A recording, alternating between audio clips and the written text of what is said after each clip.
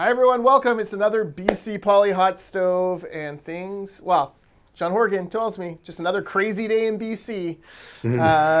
It's Jordan Bateman here. I'm the Vice President Communications for the Independent Contractors and Businesses Association. I'm here in Burnaby, British Columbia, joined by... I'm Maclean K. I'm the editor-in-chief of the Orca. I am here joining you from the Legislature in Victoria, which is not currently blockaded. Not currently blockaded, although there are protests. There are protests. Maclean, maybe start us off. What happened last night? Well, I mean, we're still kind of gathering all the information, but essentially a delegation of the protesters were outside the ledge here. We're invited into a meeting with Indigenous Affairs, Relations Minister Scott Fraser, and interim Green leader Adam Olsen was there to be a witness. A witness? He's not part of the government, but they invited Olsen to be there. Fraser said that the meeting was scheduled for 45 minutes. They spoke for an hour and a half. He describes the meeting as having been very productive. But at the end, the protesters asked for a minute to caucus, basically to compose themselves before they went out, and obviously did not do that. They ended up having a sit-in. They were, over the course of several hours, I gather, they were offered the chance to leave or face arrest. At least one of them did leave at that point, possibly two. It's a little unclear. And at this point, the call went out on social media to basically barricade the legislature, and the legislature was locked down last night. There were some people here I've spoken to who were actually not allowed to leave for a couple hours. Which wasn't the case even during the throne speech protest day. If you needed to get out, you could. You'd have to go through a sea of protesters and get screamed at, but you could leave. Last night, that was not the case. They called Victoria Police Department on an emergency call, and the Victoria Police were not able to enter for a period of hours. I mean, this is serious stuff. Yeah. At the end of all this, the protesters were taken into custody, arrested, I should say. We don't know if charges are pending yet, although at this point I have to assume they are. And both Scott Fraser and Adam Olsen today met with the media to say basically that, they are extremely disappointed. Fraser was asked if he felt gullible, if he shouldn't have seen this happening. And, all he would say after that is, I trusted them.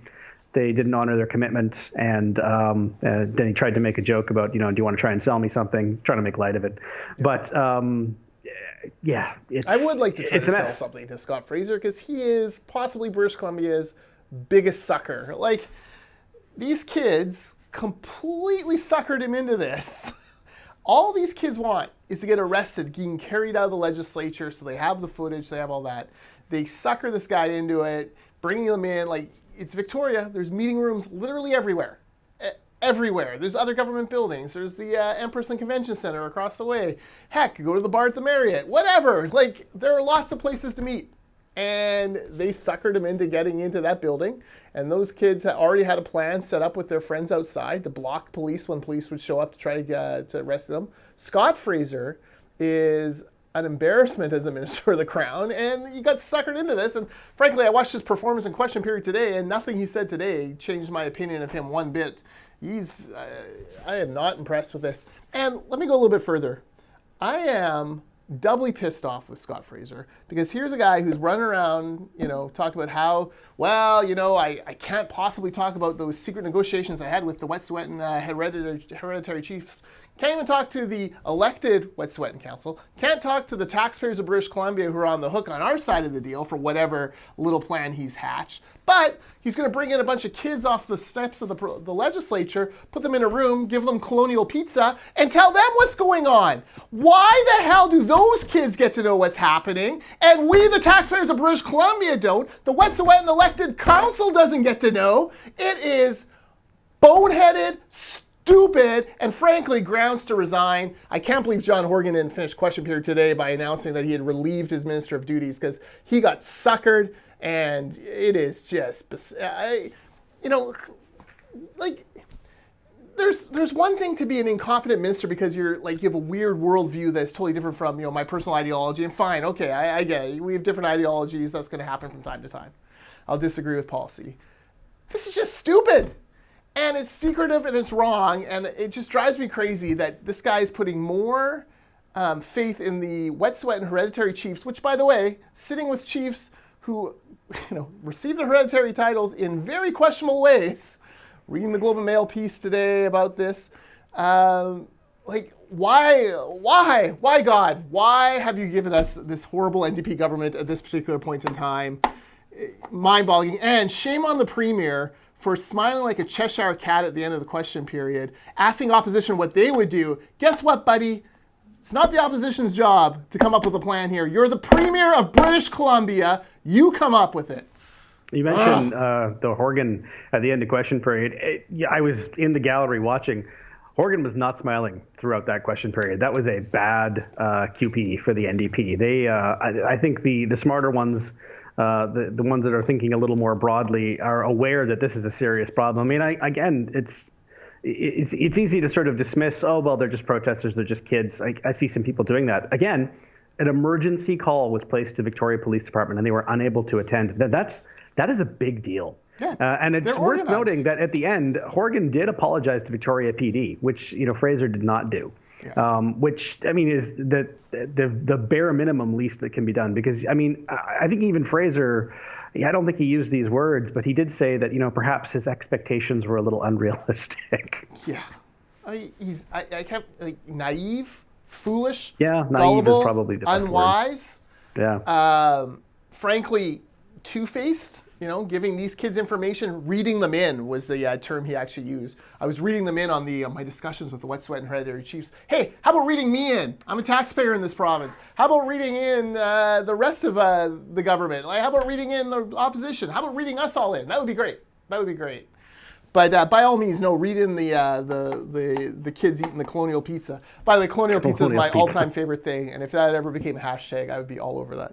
Colonial pizza. That does need to happen. It actually. Oh, and it was all live streamed. We didn't even talk about this. People could have. Yes. You tell me about the live stream, because I've only watched bits and pieces. Oh, I'm going to be honest with you. I didn't know this was happening until I woke up this morning at 5:30. So I've only seen bits and pieces myself. I saw the one guy eating pizza, and that's kind of it. I mean, it was hours and hours on Instagram and Facebook. So, I mean, I have not begun to see all of it yet. I am told that, there actually wasn't much to see other than the usual sort of, there was some singing and chanting and all that. And I don't want to diminish it because I haven't seen it. There's a great scene. There's a great scene, Maclean, where the young woman who's kind of spearheading it, who I don't think got arrested because she was at the press conference this morning. So I think she must have left then. Slipped out before the arrest happened. But she's standing against the window of the legislature because all of the protesters are outside, and she's screaming into the window, but the window's closed. So she's screaming louder and louder, trying to get her message out to the people on the other side of the window. That doesn't work. It's my favorite. There's a reason they make the protesters outside are the reason they make those windows soundproof, is the ironic thing here. Yes. But I would like to congratulate these 7 youngsters. They're the first members of the public to get into the friggin' legislature in 2 weeks. Great job again. Everyone else has to basically have a secret handshake with someone to get in. Did you? I mean, speaking of this issue, I don't know if you happened to watch question period. Oh, I did. We haven't had any. You did? I did today. I watched today's. Okay. So the BC Liberals have unearthed what they say is a possible embarrassment for the NDP, in that someone who's listed as was a Premier's office staffer as recently as a year and a half ago, and now is apparently works for the Ministry of Public Safety. No, let me give you her title, Maclean, because this is very important. For the Minister of Public Safety, she is the Director, Strategic Integration of Indigenous Knowledge, Cultural Safety, and Humility. Yes. And more to the point. Stop for a second. That's a real title in the government of British Columbia. Well, I mean, anytime you can be charged with implementing humility is probably a great job. I would like you to change your title to Editor in Humility. We're already halfway there. But the problem is that she appears to be, based on some of the documents that were circulated, at the very least helping organize some of these protests. They've circulated some social media posts saying, it's important to get people out to protect Indigenous youth from the Victoria Police Department and this kind of thing. Again, she works for the Ministry of Public Safety. It should be noted that the minister responsible, the Solicitor General, Mike Farmer, took the question on notice, basically just saying, I don't know the answer, and I'll get back to you, which is what that means. Yeah. So we don't know. That is the information we currently have. If that is dated or inaccurate, then I hopefully will find out today. It is up to date on the BC directory. It's up to date on her LinkedIn. And I just checked her Facebook page. She's probably hard to get a hold of right now because I think she's on a flight from Prince George somewhere. So Really? she's been a speaker at a number of events. Let's just say when when Farnworth has to come forward and actually admit that this is the same person, and judging by the photo, it's the same person. There will be plenty of ammunition for the opposition to lay out there as far as her activities. It's interesting times in British Columbia. Interesting times. And to say the least. It's never boring, but it's particularly interesting now. No. Now, on that note, I want to highlight a story out of CTV News. CTV News teamed up with Bob Mackin of The Breaker, and they've discovered that some of these, of course, these are all grassroots protests across the country, as we've been led to believe. Certainly no U.S. money, and certainly no professional organizers are pulling the strings here, even though now we have a government employee apparently being somewhat involved. They found that most of these organizers of these things were at a big conference called Power Shift Young and Rising on the campus of Ottawa University in February 2019, where they were trained by an Indigenous activist being told that Native people could shut this whole country down militarily. That's a direct quote. Militarily? Militarily. Further quote, all the transportation corridors go through our reserves and territories. This is apparently where they laid it all out. At least 7 speakers at the conference have ties to 350.org, which is an American environmental group. There's your US dollars, which, by the way, is funded, $17 million of which is funded by 3 unnamed donors, but you can bet they're not big fans of the Canadian oil industry. So she was, some of the folks there have been spotted coordinating February 10th march and temporary rail blockade in Vancouver, and then other ones across the country. So I know that, not to scoop the orca, but, I have a piece that I believe is going up tomorrow looking at some of the regulatory, public comment periods that get hijacked by environmental groups. There's a really interesting group called RegSync. Watch the orca tomorrow. I have a story on something that happened to a smaller LNG plant in Squamish. I think the frustrating thing for me is just watching Horgan at the end of that question period. And I'm glad to know that he was at least somewhat chastened throughout. Because when he stood up, he was trying desperately to pick a fight and try and make it as hot and partisan as possible in order to deflect from his complete incompetence on this file. And let's face it, the public agrees. He's lost 10 points on his polls. Maclean is much too polite and neutral and arbiter to ever say such things. However, I am the Don Cherry. The polls are public record. The poll is a public record. He's feeling the heat.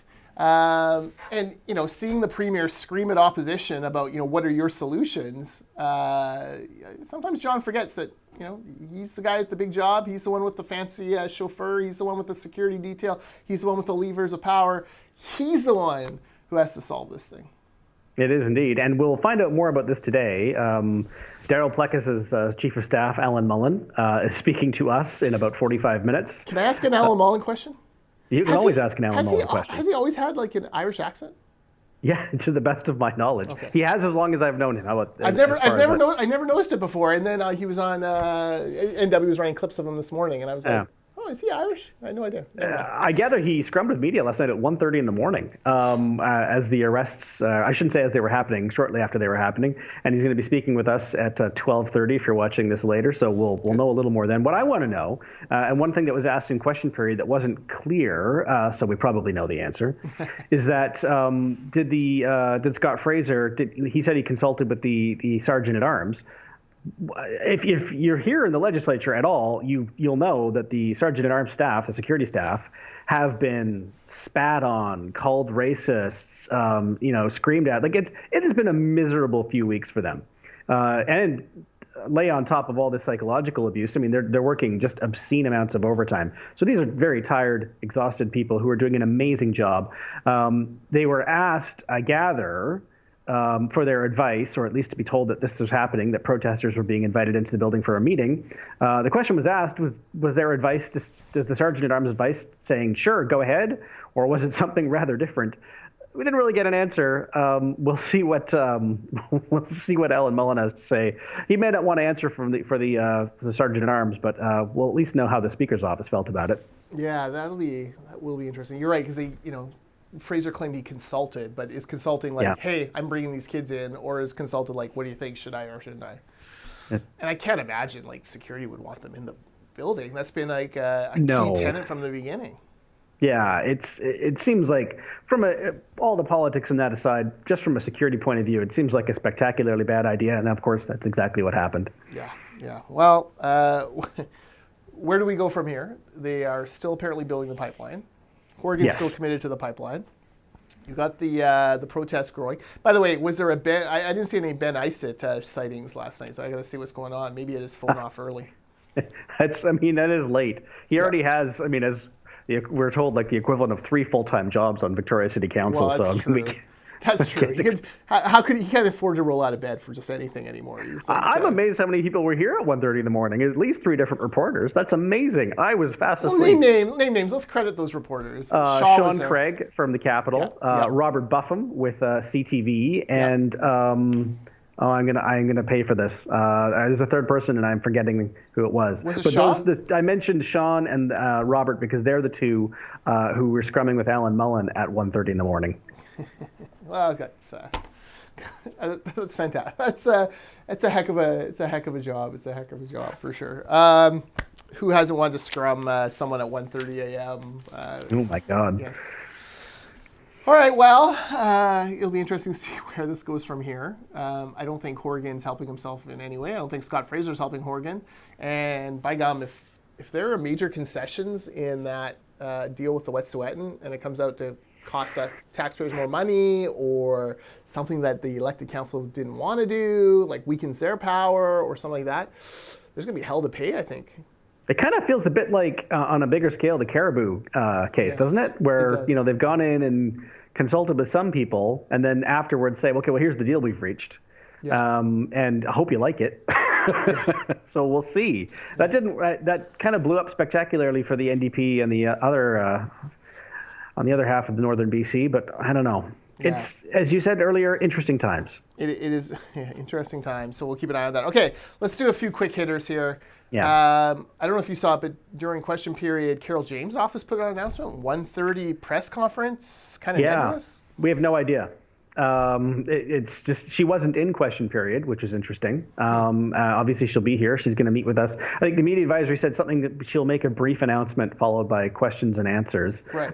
It is not a party thing because it was sent out from her ministry. So, I can only guess. I have no idea. Yeah. We'll find out more in a couple hours. Yeah, and look, anytime a politician does something like this, you wonder, are they not running again? Blah blah blah. And that's possible. But it wouldn't be sent out from the Ministry of Finance if that was the case. Yeah, it seems unlikely. I wonder if there's some economic issues around COVID-19 that she's finally coming to grips with. Yeah. That's possible. Credit rating news, good or bad. It's complete guesswork. Yeah. It'll be interesting to see what that's about. Okay, let me run through a few things. We saw the ICBC legislation, and essentially it's 47 pages of saying, just trust me. Dave Eby saying, trust me, trust Cabinet, we got this handled. Here's a few little things to make sure that looks like a real law, but just trust us. No, well, they would never say no fault. Enhanced care, no fault is coming, but trust us. Everything's going to be hunky-dory. Everything else aside, I have to say, it has been kind of, I'm going to use the word cute. I'm going to do it. I'm sorry. Cute. Adorable. To watch the NDP, they have just been so averse to the term no fault. Yeah. When their own materials say it's no fault insurance. And that's what is commonly understood as no fault insurance. But they insist on clinging to this enhanced care branding that just isn't taking. Yeah. It's funny. It is no fault. I have a number of issues with this. Number one, I don't like relying on Cabinet to make insurance policy. We've seen where politics have led ICBC in the past. Number two, as someone who actually has a master's degree in leadership from the great Royal Roads University, I question how you can change a system so radically without actually changing the people at the top. So going from, we fight you on everything to we care for you. Not only do we care for you in an enhanced way. Like, that is such a complete change that it is, like, I can't even imagine how you would start that in an organization without, basically taking the whole top management structure out and throwing them out and putting new people. Like, it just, you can't do it. You actually make a really good point. Is even if you think that these reforms are workable, you're basically having to rebuild ICBC from the ground up, but using all the same parts, pieces, and people. Yes. At the very least, that sounds hard. Yes. Yes, it's like taking Iron Man's suit and saying or Darth Vader's suit and saying, now we're going to build an Iron Man, right? Like, you just can't reconfigure stuff, right? It's not just paint. It's not just paint. It's not going to work. So I have questions about that. I have questions about if the real goal here was to cut the lawyers out of the money, why not just legislate a cap on how much they could take out of settlements? Legislate a 10% cap or 15% cap or 20% cap, whatever you wanted. Like, why not just, that seemed to me a much quicker way of solving this. If it was about, like, I worry, like, my daughter is 16. She's going to write she'll kill me for saying this in case she fails the test, but she's going to write for her N on, she turned 17 May. She's going to write for N on June 5th. So we talk about cars a lot. Like, we talk about driving a lot right now in our house. I worry that she's in a horrible accident when she's 21, obviously, it would be awful, and that the rest of her life she's reliant on ICBC to take care of her, in an enhanced way, as we say. Like, and that, with she's no recourse if they get it wrong. No recourse if they get it wrong. Like, she can't go to court and fight them. And then let's say, okay, she gets her settlement. They're going to base her settlement based on what she is at that moment. And 21, you're full of potential, and you could go any number of ways. And if she's in school but doesn't, have a full-time job, she's going to be undercut from her, she wants to be a midwife. That's it's not like you're going to be a zillionaire being a midwife, but it's a good career, and you want to make sure she's going to be covered off for that. So how are they going to deal with that? I have another friend who lost her legs to a drunk driver many years ago. Incredible story of survival and rebuilding her life. But, I think of her, she was 22. Her life, has been changed radically since. Prosthetics are expensive, all these things, but if you're eating away at that money, that cap that they have on there over and over again, like 60, 65 years, that's a long time to be reliant on, a government agency to quote unquote take care of you. So, and it took years for her drunk driver to actually be, charged and then convicted, and then there were appeals. So that, once if for drunk drivers, you actually have a little loophole where you can go around and then sue that person for more money. But it takes a long time to get there, right? Like, there's all these different things that kind of, rattle around my head as far as, whether or not this is actually going to work. But the fundamental one is, it comes down to, I just don't believe that government is good at taking care of people, right? Like I just don't believe that is the efficient way of doing that. Like, and if you're asking me to put my trust in government to take care of someone like this for a long period of time, I'm sorry. Like, you just see too many other issues of people who are involved in government care to really think that ICBC can suddenly change their stripes and provide something amazing. Yeah, and this, to say nothing of surviving what I'm sure is going to be lawsuits challenging the rights to deny people the ability to sue and that kind of thing. So, I mean, man, there's a lot of hurdles ahead. Yeah, I mean, Dave Eby couldn't even rig his prop rep referendum properly. How's he going to change ICBC? All right. Property tax relief.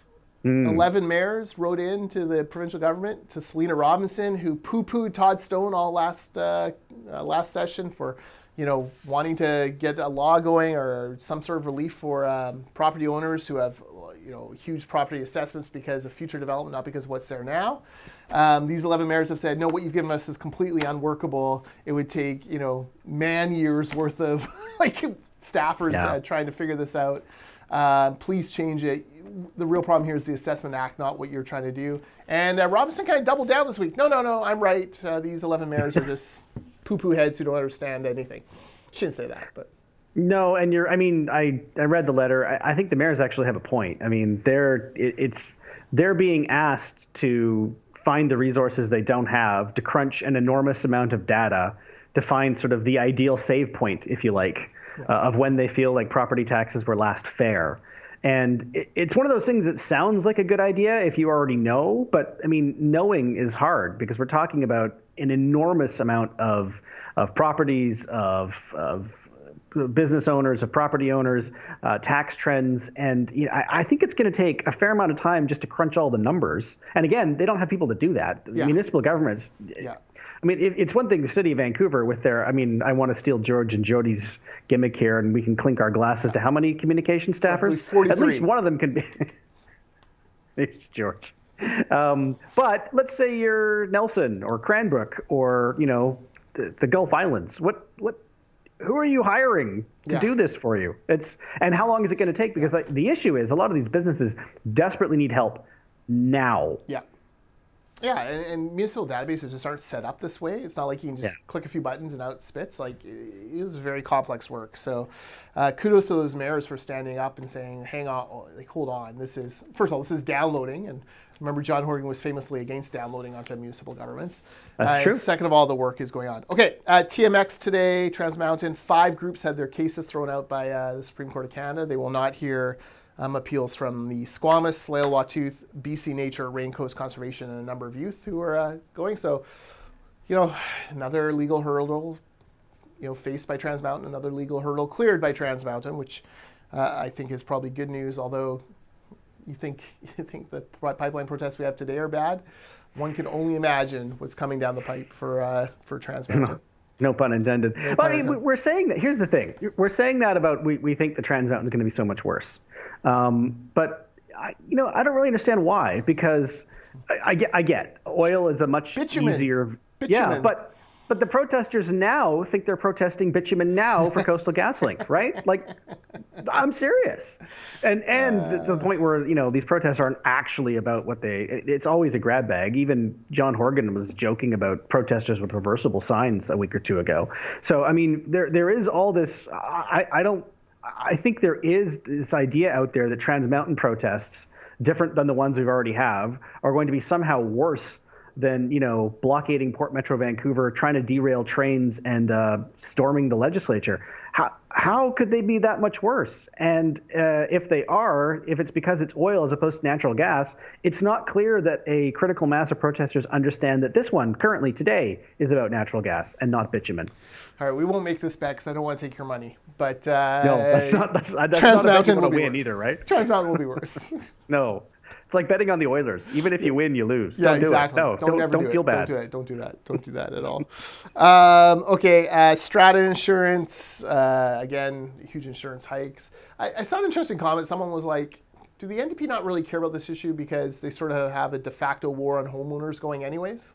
Like, is that it? Or is it just they're bamboozled as to what to do? I think it's honestly that. This came out of nowhere. I think they're feeling very sort of shocked, and they don't. I think it is fair to say that no one quite understands what's happening yet, the NDP government included. And to be fair, they have said that they're looking at what's causing all this. But I mean, it's urgent. My own Strata, and I hope that no one minds me sharing this. We got off comparatively lucky. We have only, I'm using the air quotes here, a 25% hike this year. It's likely to go up again next year. And again, when you're saying a 25% hike is getting off easy, and it's true, I mean, I don't know. I think the NDP are feeling a little paralyzed, is that they don't know what they can do. There have been some suggestions thrown their way, which they have summarily dismissed. But I mean, this is a huge deal. What is the percentage of British Columbians that live in a strata? I don't know, but it's enough. It's a lot. It's high. We're talking about a significant portion of the province. I mean, I am one of them. I think it was something like the majority of people in Vancouver do. Which well, think of all the multifamily, right? Think of all the multifamily that's been built. I mean, even in Langley, which people think is a bedroom community, far more over the past 10 years, townhouses, row houses, apartments, and condos built in single family. Mm-hmm. And this issue appears to be pretty close to universal. As I say, I'm lucky because mine only went up 25%. That's insane. Yeah, no, it is crazy. All right, one last thing. Let's talk about COVID-19 for a second. Yes. But I want to talk about it in two kind of tranches. Number one, I think generally BC's done a pretty good job so far. seemed, I mean, how do you gauge? Everyone compares us to Washington State or the United States. I don't particularly agree that should be always the number one comparator. I like to see what the best systems in the world are doing, not what the Americans are doing. But okay, fine. That's going fine. Thrown. But here's what I'm concerned about, and it actually comes from a John Ivison National Post piece. He interviewed, or he takes a economics professor from Harvard University named Kenneth Rogoff, who was actually one of the very important commentators during the Great Recession in 2008. And Rogoff talks about how important it is for governments to have fiscal space to handle what's about to come with COVID-19. That pandemics bring the need for economic stimulus, but also your healthcare spending skyrockets. And of course, Ivison's going, geez, the Trudeau Liberals are not ready for this. They're already in deficit. They were in massive deficit during good times. Now you're going to have to tack on economic stimulus and whatever the cost is to actually deal with the pandemic. This could be very bad news for the federal economy and for federal taxpayers. And I just keep thinking back to just a few weeks ago, 3 weeks ago, we're in budget lockup. Reporters ask a question of Carol James. What impact do you expect COVID-19 to have? What mitigation things are in this budget for it? Nothing. Oh, we're monitoring the situation. Yeah. Well, if the pandemic hits, and it's great now that 14 people, I think, right now have the virus in BC. But if that becomes 1,400 or 14,000 or 140,000, all of a sudden that's going to stretch healthcare spending, and that money's got to come from somewhere. And you add that to the NDP cannot go into the next election with a faltering economic situation, because that's always the knock on the NDP, and that's their one-way ticket back to opposition. So Lord only knows what stimulus they might put in. Again, more deficit spending. You kind of wonder, have these governments left themselves enough wriggle room to be prepared for this? Well, and it's hard to even gauge the effects of something like a pandemic. I mean, I saw you quoted actually in a piece about construction supply lines. Yeah. And how there are companies who are waiting on parts, essentially from China that, they don't know when they're coming. Because the country's shut down. But also things like tourism, which is huge in this province. Should it become known, or at least thought, that BC is a hotbed of coronavirus, then obviously that's going to have negative impacts on our tourism industry.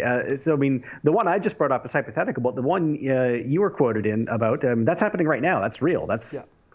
Yeah, and look, that's, we've been talking to some of our construction members. They're waiting for steel from China. Now, Wuhan province happens to be the 6th largest producer of steel in Asia. So obviously they've gone to zero. That's not great, when you take your 6th largest out of it. There's glazers. Glass is way behind. Some of it's sitting on ships in the harbor waiting to be unloaded, but can't be because of the protests and because of COVID-19 concerns.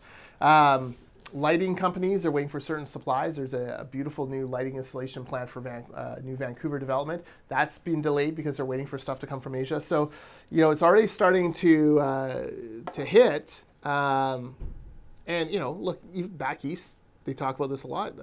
The CFIB said 1/5 of Canadian small businesses have already been affected in some way by the protests or COVID-19 slowing down supply chains. So it's going to get worse. It's going to create a huge hole in the budget. It's going to be very, very interesting to see how governments navigate this, and hopefully they have a plan. Yeah, and you mentioned earlier that we are quite lucky in BC in that our provincial health officers are quite good. Apparently, we're the only province that's allowed to do our own in-home testing. We don't have to send it off to HQ in Winnipeg, which obviously creates some efficiencies. So it could be much worse. Yeah. But as you say, in terms of the budget, there's not a lot of wiggle room. No, for sure. So it'll be interesting to see where we go from here. All right. I think that's it for me. Anything we missed? No, I have. We're going to go see Alan Mullen in 25 minutes, and Carol James an hour after that. So there'll be more news as the day goes on. And you know what? Let's as a quick plug for two things on the Orca. First, I encourage everyone to read, well, first of all, Jordan tomorrow, but also Dallas Smith earlier this week. Yeah, we had Dallas's perspective on this. Dallas is obviously Indigenous. Well, not obviously, he is Indigenous, and has a very different perspective and take on this situation. And he has written about it before, but again, this week, What Are You Protesting Exactly? I think is the title of the piece. 100% worth reading. I encourage you to read it. But also, I'm actually very much looking forward to Unspun this week, as I do every week. But if on the subject of last night's protest and the sit-in in the legislature, I am curious to hear Jody's take, because I think that if the very affable and reasonable Jody Vance, if to me, she's kind of an avatar for that kind of voter where, the sort of suburban, very reasonable swing voter. How dare you? Kitts is not a suburb. Yeah, that's true. You're very right. She lives in Kitsilano. But if people like Jody Vance are getting annoyed and upset and start saying, this is enough with the protests and the blockades, then I think that signals a big shift. And so, as I say, always watch Unspun. Look forward to it every week. This week in particular. Yeah. Well, underscore Affleck and I are always upset, so we just wake up that way, so it's fine. But Jody, she's definitely a ray of sunshine for sure. Follow at Maclean K on Twitter, at Jordan Bateman. Maclean will have more stuff as we go today.